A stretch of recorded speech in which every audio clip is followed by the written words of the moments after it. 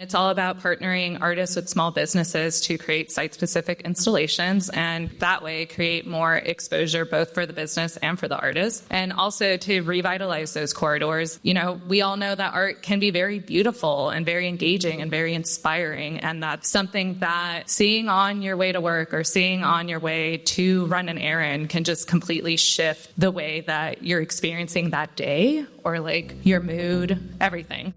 Welcome to Voices of the Community, which explores critical issues facing Northern California communities. We introduce you to the voices of community thought leaders and changemakers working on solutions facing our fellow community members, nonprofits, small businesses, neighborhoods, cities, and our region.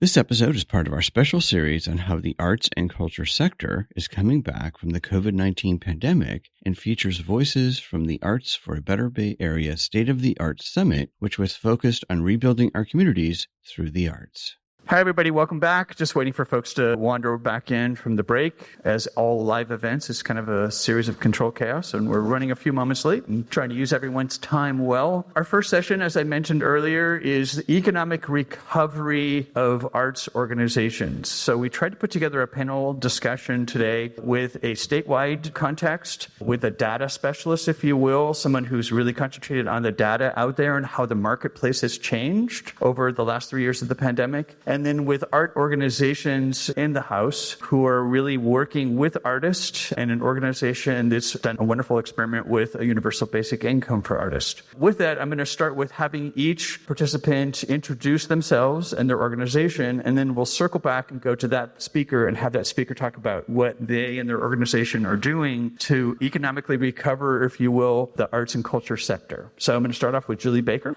So I'm Julie Baker. My pronouns are she, her, hers, and I'm the CEO of Californians for the Arts and California Arts Advocates, because we have a C3 and a C4, just because, it's fun to be a CEO of two organizations. And what we do is the C4 is a lobbying organization. So we really try to influence the legislature and the administration to invest in the creative workforce. We work closely with Director Mosconi and others in the state, including small business. We really look at how do we infiltrate and integrate into other state agencies, and because there's a lot more money in places, and the creative workforce is integral and essential to solving these problems. And our job is to, essentially, I'm a salesperson. I spend my day trying to persuade the legislature and the administration to recognize and value and invest in the creative workforce. And the C3 really works to build a network of folks to engage in advocacy and also provide technical assistance on grant programs. So hopefully some of you have been able to access some of the hundreds of millions of dollars that we collectively lobbied for relief funds. So I'll just stop there.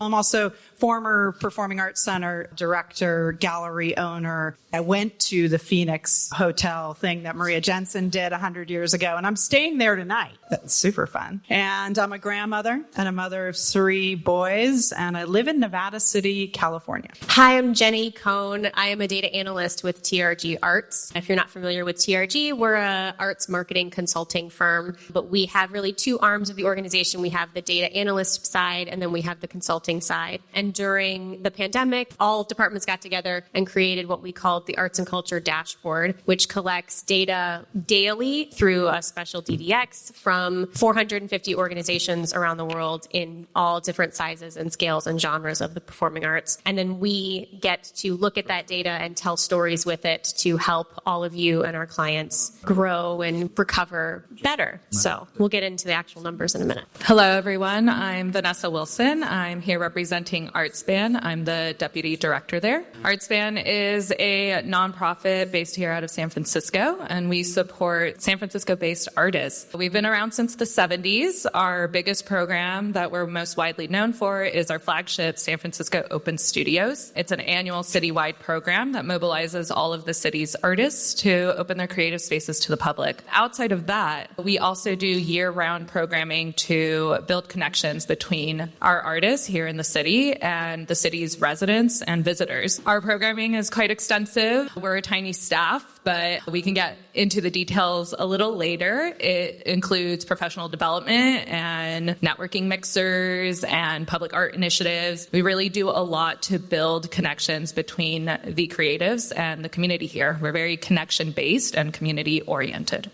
I'm Lauren Macmadu, and I recently joined Yerba Buena Center for the Arts, YBCA, as the head of external relations. I'm really excited to be there. YBCA is the hub of the downtown area, and we are a space where we invite the community to really participate, create, engage in a variety of different multidisciplinary arts. And it's a space to really build community, and that's one thing that we do. Not only do we support artists, we're really here for the community to provide a resource to them. My connection to the arts, I am a retired professional ballet dancer, and I dance with the Dance Theater Harlem in New York City. So I'm really excited to be with YBCA and really helping artists. And I'm Cary McClelland. I'm the new COO at Yerba Buena Center for the Arts. And come there through a long journey through theater, my own writing, and then arriving as a First Amendment lawyer on behalf of artists and journalists for the last several years. So very excited to be doing the same and advocating on behalf of Yerba Buena's works. I think we're at a moment where we're taking a step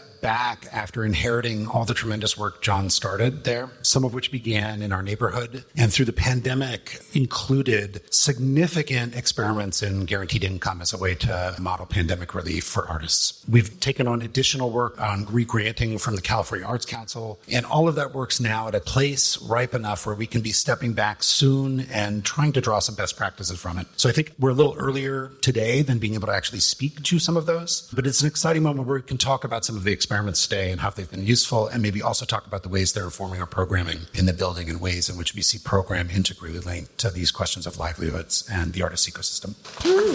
Thank you. That was great.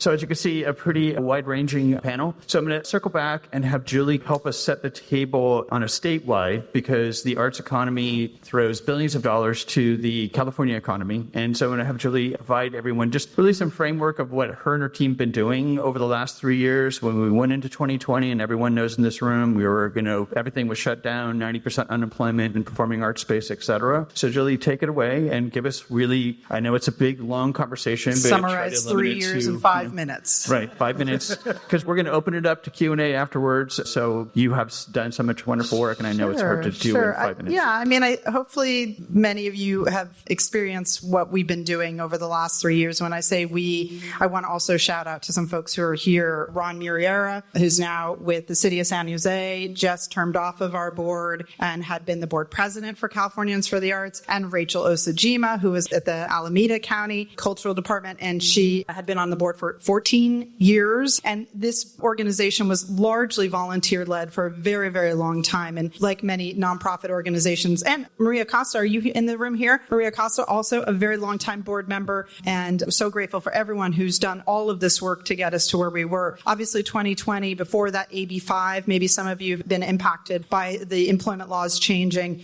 We really had to engage to educate the legislature around what was happening to our workforce and what we needed to do to provide solutions to not only change that for the better, but also to educate legislator, elected officials, the administration on what artists and cultural bearers and arts organizations and the whole arts and culture sector can bring in terms of solutions. So we're not there saying, help us. We're saying we are here to help you. And you have underutilized this workforce forever. And why are you overlooking us? Because we can really help affect change. And, often when you're talking to an elected official, it is around jobs, right? You have to talk about the economic impact of what we do. And just some statistics. It's a $261 billion industry for the state of California. That's 7.7% of the gross domestic product of California. So we're not small. We're not ineffectual. This is ahead of agriculture. This is ahead of transportation, okay? So, be proud of what this industry does for for California. But let me just also give us one statistics that as much as the administration and the legislature gave literally $300 million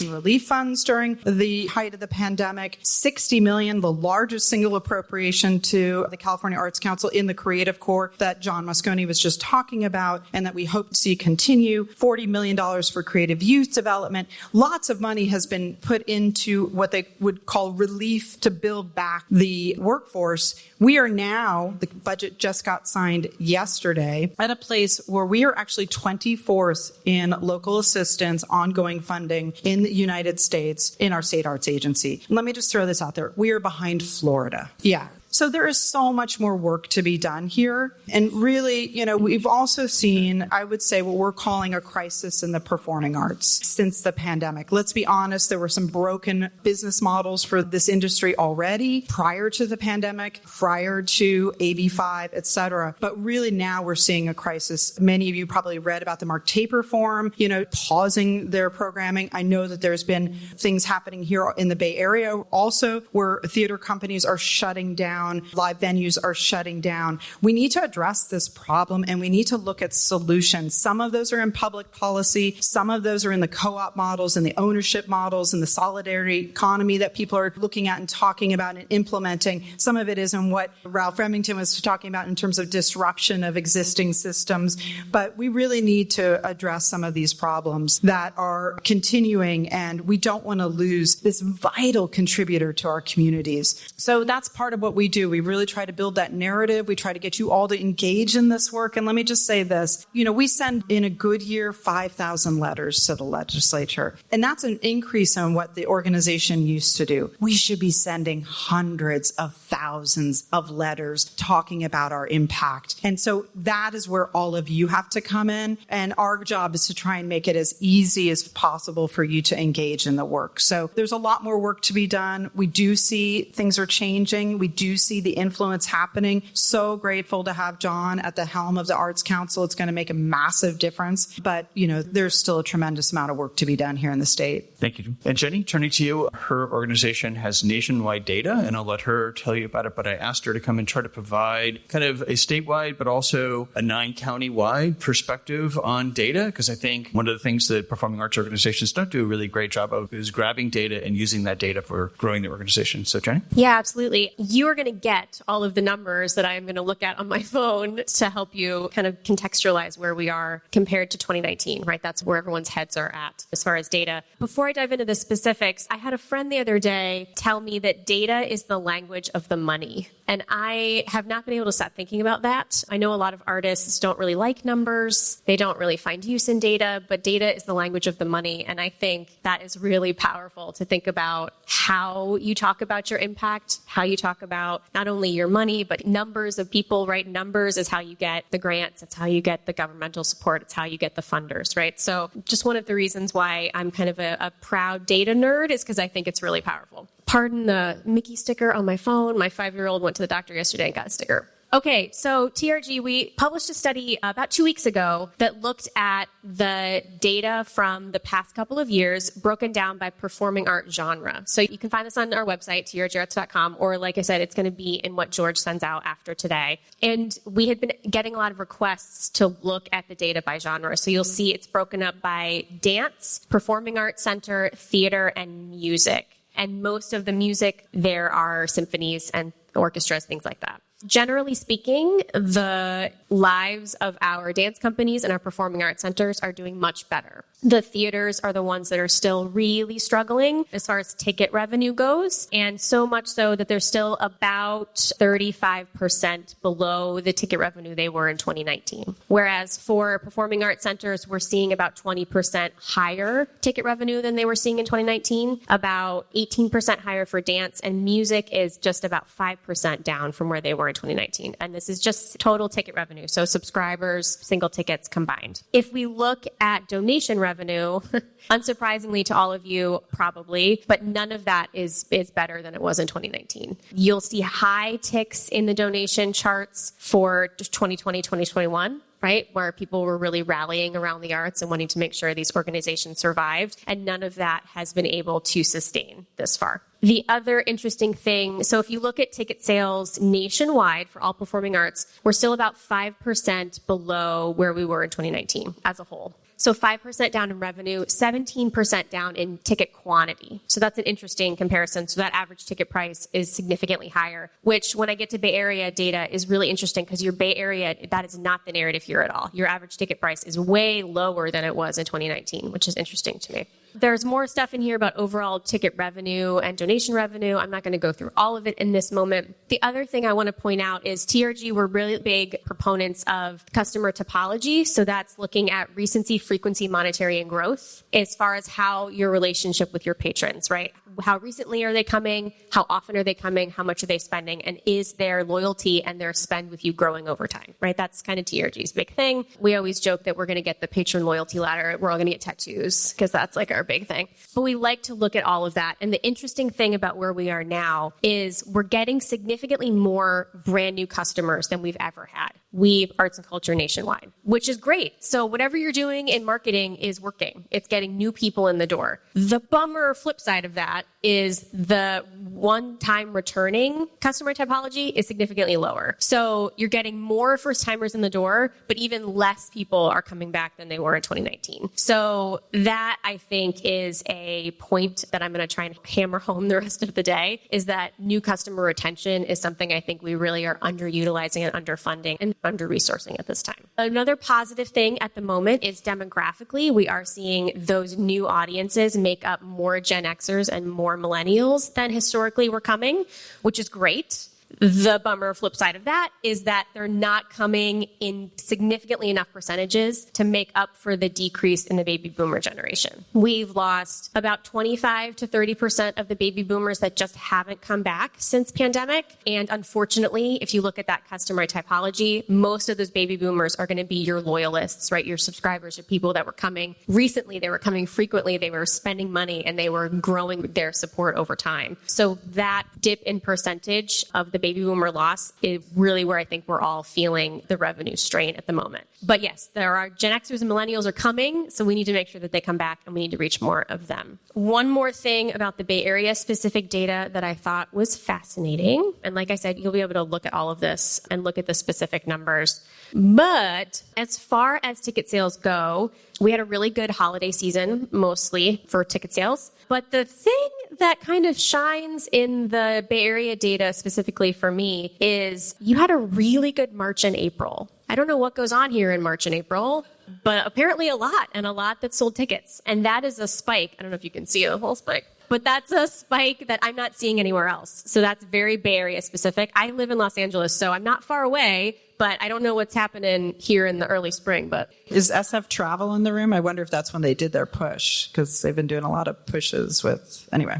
Yes. And then, like I said, the other thing is the average ticket price is a really interesting story. And if I look at all of our markets where we have data that we're collecting, the Bay Area is the only market where the average ticket price is so significantly lower than it was in 2019. So that anecdotally is telling me that there are audience outreach efforts happening, and instead of skyrocketing a lot of tickets, that there are things happening in audience development. That would be my assumption. I would love to hear if that's the case. I'm curious. But I think that's all I've got for you, George. So one question, Jenny, which I thought was interesting from our webinar that you hosted, was the demographic change in the type of performing arts. So could you share a little bit about the difference between a music versus a live theater performance? Yeah, I mean, I think it kind of aligns with the demographic shifts generally with how well the genres are recovering, but it's basically what you would expect. So the performing arts centers are recovering faster and better, and they are seeing even a higher growth in the Gen X and the millennials that are buying tickets compared to the symphonies. Again, the asterisk I would put on that is the ballet companies are doing significantly better than the theaters or the symphonies are doing. And again, they do have some of that Gen Xer and that millennial energy coming, but they've got the Gen Z audience dance growing a little bit more than any other genre I've seen. It's still really tiny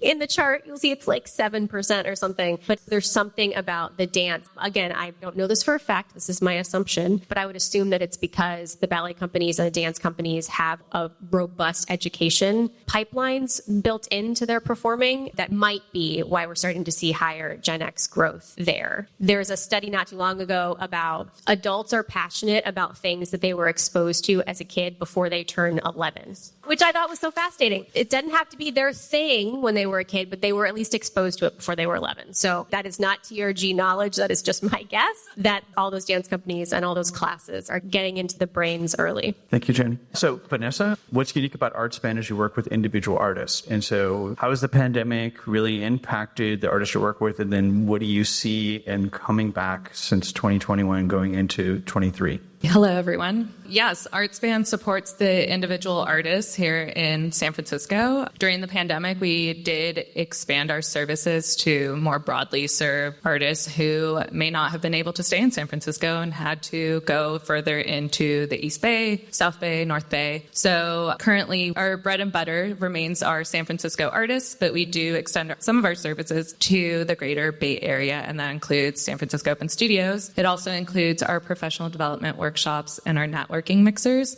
During the pandemic, all of our programming shifted online into virtual, like many of us. But some of the things that we learned is because we're so community-based and we're membership-based, our artists really inform basically everything we do. And what we learned from them is that, you know what? We prefer professional development workshops to be online. We don't want to commute in, or I don't have time to go from the studio and then meet you at your space to hear something that is immensely valuable for my practice and my professional development. So that's one thing we've retained is continuing to offer our career development workshops online. We also do occasionally some of them in person. We're exploring how to make them more accessible beyond what is available to us through Zoom and other online technologies. So it's something we're exploring, but this is one of the silver linings of the pandemic is just learning new ways to engage and continue to engage our audiences and expand our audiences. Our individual artists, it's interesting to frame it that way, that we serve the individual, but we're so community-based. I mean, the things that we do, because we have such a broad network, we serve currently, I think, over 800 artists here within the Bay Area, and that allows this like progressive ripple effect. Our artists work with us to do public art initiatives that activate storefronts in San Francisco. We're very passionate about creating partnerships and uplifting the folks who are here in the city and have been here for a while. Some of the other things we did during the pandemic was activate parklets. We were very focused on windows, the windows that were able to remain open and not boarded up. We partnered with commercial corridors, specifically in the Excelsior for us. It's a neighborhood that we have some close ties with. We started a program there called the Excelsior Art Initiative. It began in 2018, and it's all about partnering artists with small businesses to create site-specific installations, and that way create more exposure both for the business and for the artists, and also to revitalize those corridors. You know, we all know that art can be very beautiful and very engaging and very inspiring, and that's something that seeing on your way to work or seeing on your way to run an errand can just completely shift the way that you're experiencing that day or like your mood,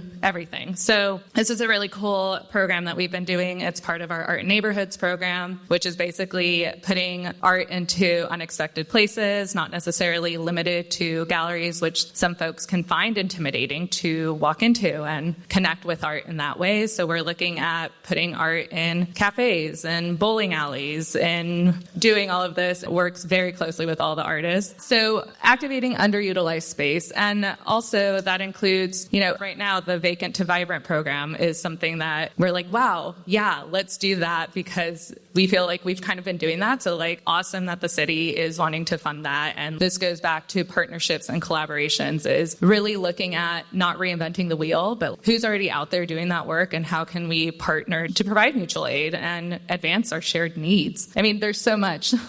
I could go on. I know I have 5 minutes, but I do also want to talk about, the role we all play in that. Yes, we're here as folks that support artists, and at ArtSpan, our team is very small, and over half of them are also creators in their own right. And it's really amazing that they're able to both maintain their own practice and also kind of put that aside to uplift others that are doing that. I know there's a lot of artists out there as well that know how much time and how both mentally, emotionally, and physically it is to maintain a creative practice. So it's great that ArtSpan's able to create pathways for artists to have a full-time job and also put that good back out there to uplift their fellow artists. And we're very much focused on community engagement through the lens of art. So I hope that answers your question. That was good. And I want to circle back on, for folks in the room who may not know, and of course we're recording this as well, what is Vacant to Vibrant program? Sure. So the Vacant to Vibrant program, it's not ArtSpan's program. It is part of SF New Deal. And from what I know about the program is they are creating leases with vacant spaces in the city of San Francisco. They're focusing on the financial district. If there's anyone here from SF New Deal that wants to chime in, please feel free. Yay! Thank you. And they're partnering with creative workers. They're wanting to put the creative workers into these spaces to reactivate them and revitalize neighborhoods that, we have been hearing. There are little pockets of ghost towns here in the city of San Francisco. So we all know that artists make things happen. Like, artists are great activators. And so what better use of those vacant spaces than to make them available to the creative workers that are here in the city and that know what the city needs and that are trying to stay here. So it's a really cool program. We want to partner with y'all. But yeah, that's Vacant to Vibrant through the ArtSpan lens. Thank you. You're listening to Voices of the Community, which explores critical issues facing Northern California communities. Voices of the Community is supported by a grant from the Zellerbach Family Foundation, whose arts and culture grants ensure vibrant work is created, new voices are celebrated, and arts and audiences inclusive of the Bay Area's diverse communities and cultures have opportunities to thrive. To find out more, go to zff.org and buy a grant from the Peaceful World Foundation, dedicated to fostering a culture of global peace through the promotion of hosted conversations and education. You can learn more at peacefulworldfoundation.org. Before we get back to our State of the Arts breakout session on the economic recovery of arts and culture organizations, we wanted to share an excerpt from one of our one-on-one interviews with the keynote speakers and summit guests that were conducted by our roving reporter team of Isa Nakazawa and Eric Estrada. Please enjoy more insights from Maria Jensen of Soma Arts Cultural Center. Yeah, I want to thank you because I really feel like as an artist who's living in the Bay Area and has for so many years, like over 20 years, it felt like the passion and the fire that I feel like has been missing from the conversation you've like channeled for all of us. So I just want to thank you because I feel like, to your point that you were making, that I want you to somewhat summarize about the power of narrative in the opposite direction, where like we are starting to internalize the doom loop in narrative as people living in San Francisco and perpetuating it. So if you can kind of summarize that point around like what is something to be wary of around internalizing this narrative that the media has created, and what is another narrative that we can kind of internalize or project out to combat that, or to at least talk back to it. Yeah, that's a very, very deep question. And I think it has to also do with how we are valuing artists and how we're valuing arts community and some of the smaller arts organizations. And so what I was trying to say here is that instead of us looking to tech or looking to some other corporate structure to find support and partnership, we need to recognize that we're the reason why these, tech organizations and businesses want to come to San Francisco. So we are already here. We're the stakeholders of the community. And if anything, the partnerships need to go kind of in a different direction, where businesses and corporations are asking how they can participate with what's happening in arts and culture here. So how do we find our voice? How do we change that narrative? And changing the narrative means we just need to go back and revisit San Francisco's history, its actual history of art. and including like so many artists that have emanated from here who have gone on to worldwide recognition.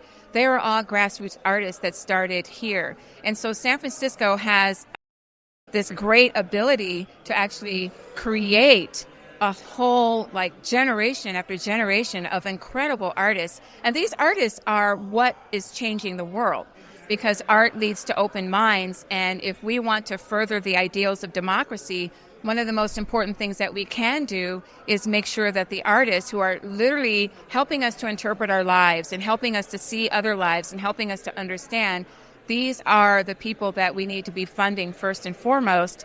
And we need to now get our business community to understand, for capital, the biggest producer of what's been happening locally, surprisingly, the arts are a big production of revenue. I know you had mentioned at the beginning, like you've been going to the opera and the symphony and local events. Are you seeing and witnessing artists actually shift their understanding of their own value since the pandemic? Like, do you think the pandemic created that perspective for artists to really say, hey, I understand my worth and value, and I'm going to show up to, the proverbial table with a different kind of sense of worth without being like defensive, but, standing in our power? Do you actually see that translating, or do you think it's going to take time? I think it's a couple of things. I mean, especially when you talk about the pandemic, because what we're talking about then is when we were all in isolation. Yes. And that isolation actually was something very beneficial in some ways, because everyone got a chance to really think about what their lives mean, where the meaning is in their life, what the value is of their life. And so coming out of the pandemic, I think it's been very hard for artists, because now they're kind of running into this narrative around the doom loop. And artists are, very fragile, people in our community, because they're literally reading the cultural tea leaves for us. And so sometimes they're the first ones to actually see how things aren't going in the right direction. And so this is why I double down on the point that for any discussion of recovery or reimagining the city, it has to be done with the artists sitting centered at the table. And this idea around the doom loop is like, it's time for us to counter that with the joy loop. And so that's what I have been trying to foster, even in my own way, like just promoting what's happening in a city and attaching the word joy loop to it, because that is actually what's happening here. Let's get back to our State of the Arts breakout panel discussion on how organizations are both innovating and iterating their structures and offerings to adjust to the changing landscape of a post-COVID world. Lauren, share with the audience, for folks who don't know YBCA, which has been around for a while, you guys did an amazing job during 20 and 21 with regards to artist outreach, and then you also helped pilot the first universal basic income for artists here in San Francisco as well.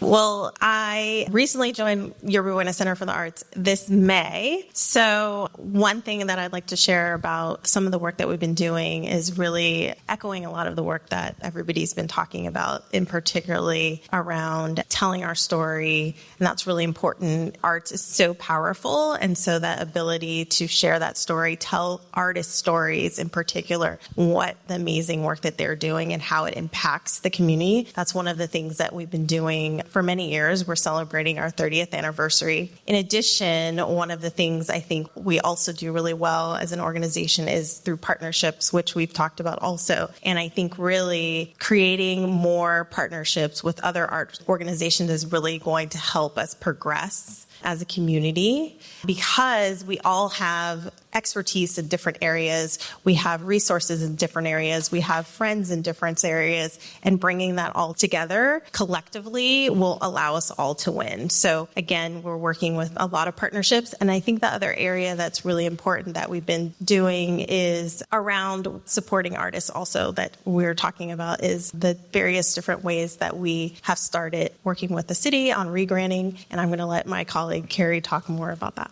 Thank you, Lauren. I think the story of YBCA over the last 3 years can be told a handful of ways, and the beginning of it might be in our neighborhood. And as an institution, we exist because of redevelopment programs in the city that converted our neighborhood into Yerba Buena Gardens, and a bunch of other cultural institutions. And so we are partnering very deeply with some of Filipinas and others to try to determine what arts activation and arts investment looks like in the neighborhood. But again, we are trying to figure out a posture of humility with respect to that work. Much of that now looks like public arts programs that are going to begin and launch and be reinvested in over the coming years. But that's been a journey across the last 2 or 3 years. That's neighborhood driven. In the city, we partnered with the San Francisco city government on the basic income program, the guaranteed income program for artists. And while we're in a position right now to begin reflecting on that work, that was largely driven by pandemic relief and the idea of finding the neighborhoods and the places and the communities and artists that were most impacted and figuring out a livelihood strategy around monthly income for those artists. And the third is regionally. We've now been partnering with the California Arts Council on regranting programs which look fairly similar. And those 3 layers, I think, are going to be told in a story that we're trying to step back from now and really look at as one common project that's been held very different ways by different leaders in our organization with different partners outside of it. And we're in a position now, maybe with an exhibition and maybe with some other work, of being able to step back and really talking about what the ecosystem work of San Francisco can look like and how Yerba Buena Center of the Arts in a humble posture can begin in the model of solidarity economy, partnering with the organizations that are best positioned to do that work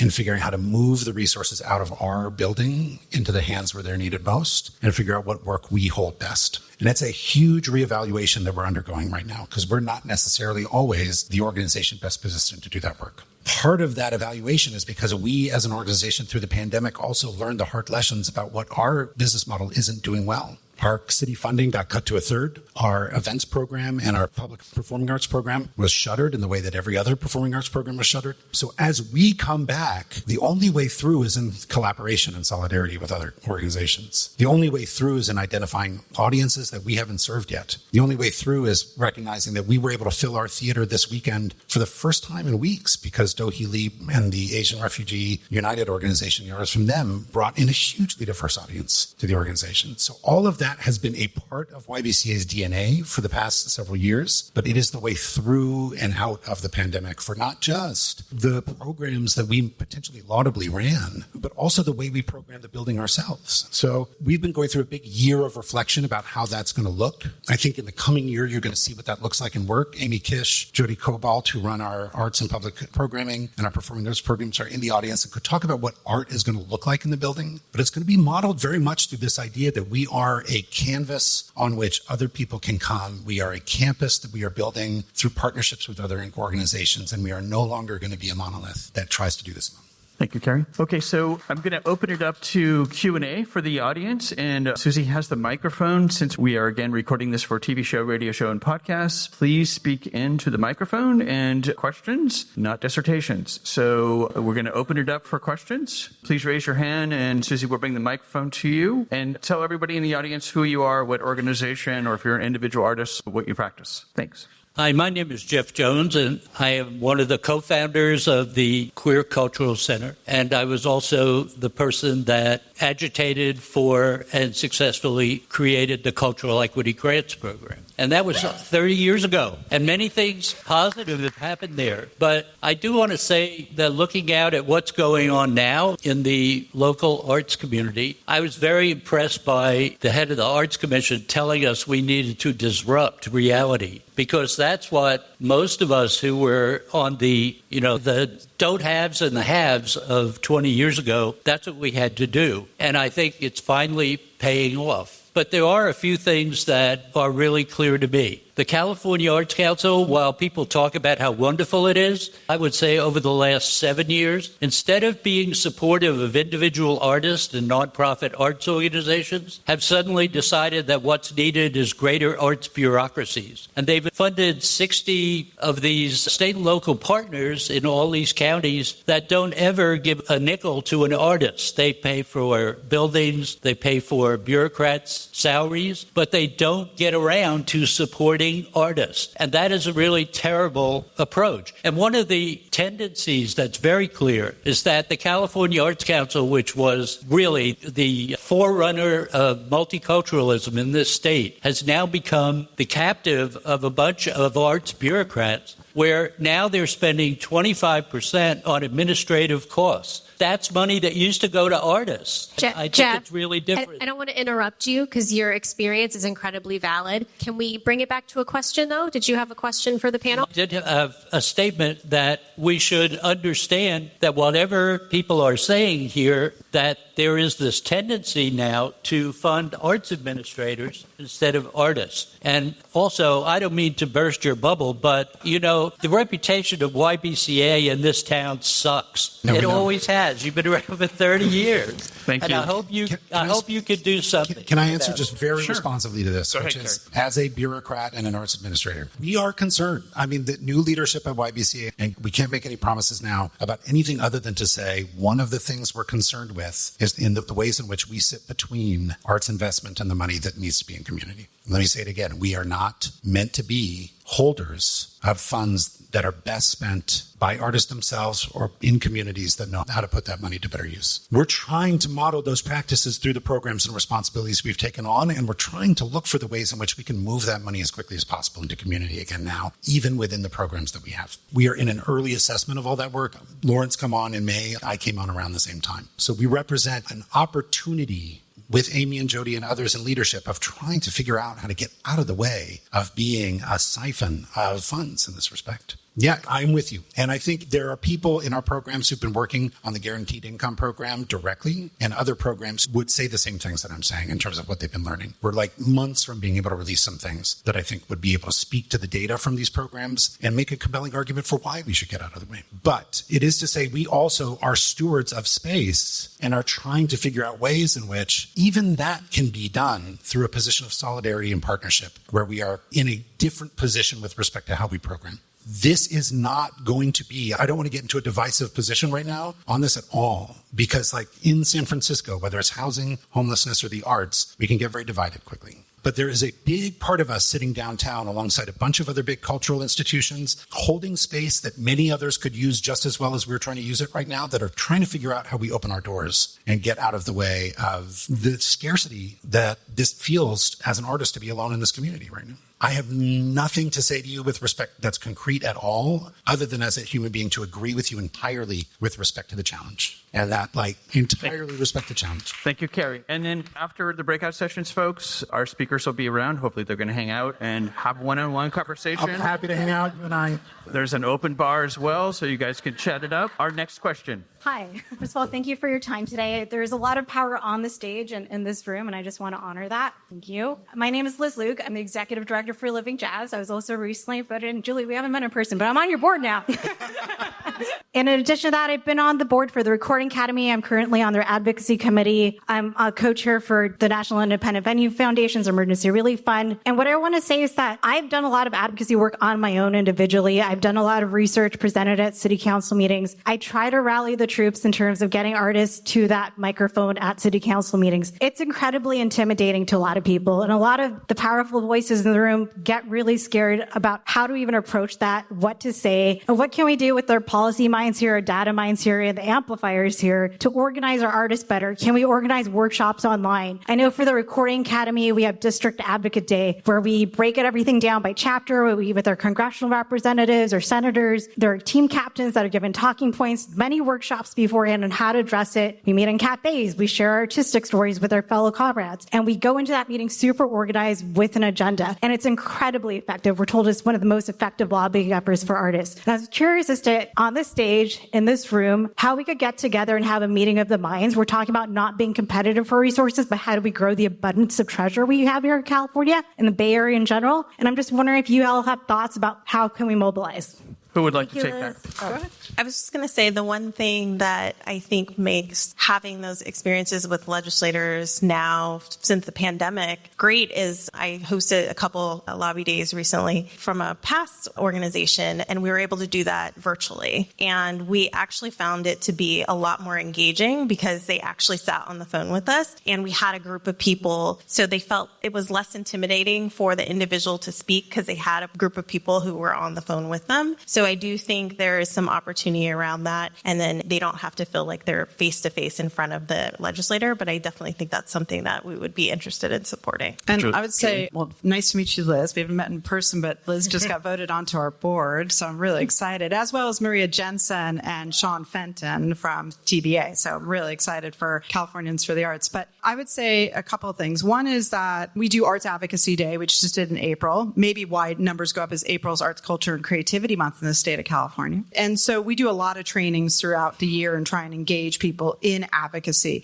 What we saw during the pandemic was that when everyone was out of work, everybody engaged in advocacy. And it worked. We got hundreds of millions of dollars in the state of California, and we got $16 billion for this SVOG, right? I mean, at the federal level. And that's because not only did the artists engage, the arts administrators engaged, the patrons engaged, everybody engaged and said, we miss this, we need this. And although we've all been saying that forever, when it was actually gone, when it didn't exist, people missed it and recognized how much they needed it. Now what we're seeing is that people are going back to work, thankfully, and they're not engaging in advocacy at the same level. Now, in terms of artists specifically, I think that one of the things that we learned also is that you don't have to sound like me or someone who's talking about data to make your case. In fact, I think we are doing a disservice to ourselves and asking artists to sound like a lobbyist. The most effective lobbying I've seen actually was a former board member of ours, Keisha Dumas Heath, who during the pandemic, we created an assembly hearing to talk about what was happening to the arts. And she did her testimony in the form of a poem. And it was tweeted out by all the legislators saying that was the most effective arts advocacy that they had seen. And it's because she used the arts, the voice of the arts, her practice to actually make the impact. And I think that that's one of the things that we're always looking at is, I mean, after the insurrection, right, you had the elected officials and their staff absolutely, the attempted insurrection, devastated, right? I mean, traumatized by what was going on. Arts heal. Arts can really change we know that's why you get up every day. We should have been delivering videos of dance performances and theater monologues and the poems that we heard earlier today and said, how can we help? How can we heal and transform your lives? I think that's how we engage artists in this work. We stop asking them to sound like a lobbyist and we say, utilize the practice to engage in the arts. Use your practice. Thank you, Julie. Next question. Yeah, and I think we have time for one more question. So I'm going to get this gentleman over here. Hi, thanks so much for this presentation. I'm Christopher Cook, local writer and journalist. I guess my question is, it's kind of tagging on this other question. How can we develop more of across the arts, including writing and, literature and music and all the other arts, build more of a coalition to create? I love the talk about the storefront work that you're doing. And, how can we do more of that non-corporate development, kind of bringing back the keynote speaker talking about the Twitter tax break and that type of. When I hear about how's downtown going to recover, sometimes my political alarm bells go off. Are we going to do more corporate-led development? Or can this be a model? Can this be a moment where we can actually create something fundamentally different where the arts could be a huge leader? And I'll just feed into the question in case there's anything you can speak about this. Many of the folks who are hurting the most, homeless folks and poor folks in the SROs, in the Tenderloin and in South Market, many of them are artists as well. How can they be engaged and employed? Thank you. Who would like to take that one? I'll just say a couple of things. One is that it's not a lack of money. California budget is a $310 billion budget. We are soon to be the fourth largest economy in the world, taking over Germany. So it's not about that there isn't enough money. It is where is the money going, right? It's a values, your budget is your value. And so challenging whether it's the city of San Francisco's budget or Oakland or Berkeley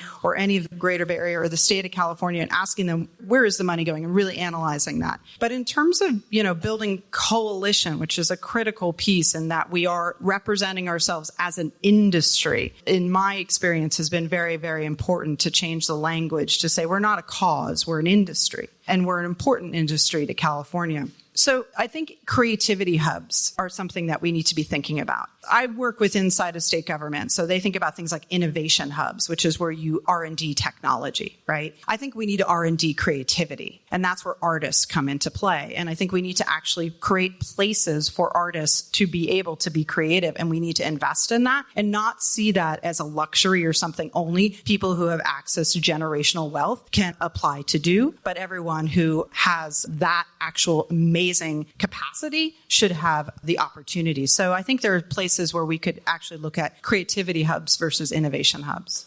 And a little bit more just from organizationally, from what we've seen at ArtSpan, is our biggest struggle, and this isn't a solution, but one of the things that we have the most trouble with is communicating out all of our opportunities. So we're a membership-based organization, but we are constantly thinking about serving this population. How can we serve more? How can we expand and amplify what we're already doing? And every time a deadline passes for an opportunity, without fail, someone will reach out and say, well, why didn't I hear about that? I check off all the boxes. This was made for me. And we don't know. And that's what we need support with. So how do we amplify the opportunities that exist? I mean, you referenced some of the programming we're doing that's activating storefronts. And a lot of that also includes, we like to have receptions and community events to celebrate these partnerships. And so we seek everything from photographers to poets to musicians. And we're always focusing on investing locally. So we're trying to find the creatives here who are doing that work, and we don't always reach everyone. So some of the things we've been doing to try to mediate that is more like in-face, direct, boots on the ground, going out into the neighborhoods. For us, it's the Excelsior right now, going and literally speaking to people in person. We're a small team, so we rely heavily not only on our staff, but also our committee members and our volunteers to help amplify this work. But it is a question we often ask ourselves is, how do we let everyone know, hey, we are paying X, Y, and Z, $1,300 for someone to activate this parklet. And we have 14 partnered businesses, and they really want a local artist. And sometimes we don't get all of those applications, so we can't activate all of those businesses. And we know that's ridiculous because we know there's hundreds, if not thousands, of artists here in San Francisco. So there is no reason that any business should not get partnered with an artist who can do that work and get paid for that creative labor. So all that to say is, I don't necessarily have an answer, but I do feel strongly that our artists and our members and our community members here can help, word of mouth, or just tell us, you haven't done this yet. Like, why don't you do that? And you know what? Yeah, hit us up, tell us what we're doing, what we need to do, and just help spread the word as well. Thank you, Vanessa. All right, so we've run out of time. We could obviously have this conversation for multiple hours. We're going to take a 10-minute break, come back, and our next panel of experts, really wonderful group of people as well, is going to talk about economic recovery through the arts, which really riffs on what we've been talking about. So we hope to see you back in this room. Hopefully, all of our speakers are going to hang out again. And after this next session, we're having a mixer/networking session. So we hope you stay around, spend time with our really wonderful speakers along with you guys, and talk. All right? Thanks. Back in 10. That's it for this episode of Voices of the Community. You've been listening to the voices of Julie Baker, CEO of Californians for the Arts and California Arts Advocates, Jenny Cohn, data analyst with TRG Arts, Vanessa Wilson, the Deputy Director of ArtSpan, and Lauren Macmadu, the Head of External Relations at the Yerba Buena Center for the Arts, along with Cary McClelland, the Chief Operating Officer and in-house counsel at the Yerba Buena Center for the Arts.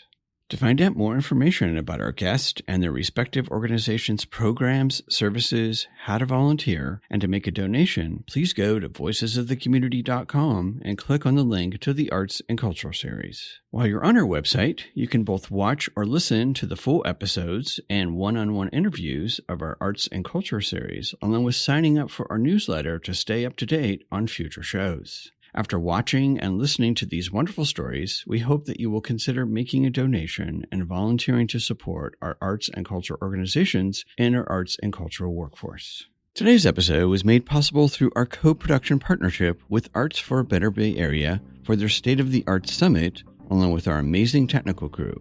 The audio and video wizard and our associate producer, Eric Estrada, and our co-production partner, Bayvac Media, and their wonderful staff, Paula Argoni, Andy Konami, Issa Nakazawa, Siobhan Giles, and Melanie Ayala.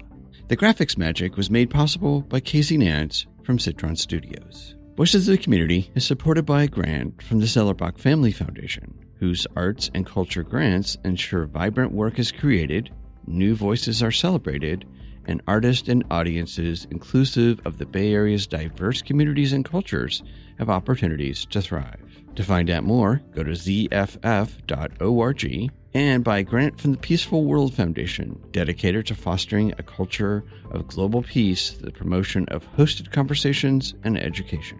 You can learn more at peacefulworldfoundation.org. We'd also like to thank our broadcast partners, KSFP 102.5 FM, KPCA 103.3 FM, Petaluma Community TV, and Bayvac Media. Take us along in your next walk, workout, or drive by subscribing to Voices of the Community on Apple Podcast, Spotify, and Google Podcast, or wherever you get your podcast. If you've been enjoying the show, please leave us a rating and review on the podcast platform of your choice, and we'd love to hear from you with feedback and show ideas, so send us an email to george@georgecoster.com. I'm George Coster from San Francisco, and thank you for listening and watching today's episode.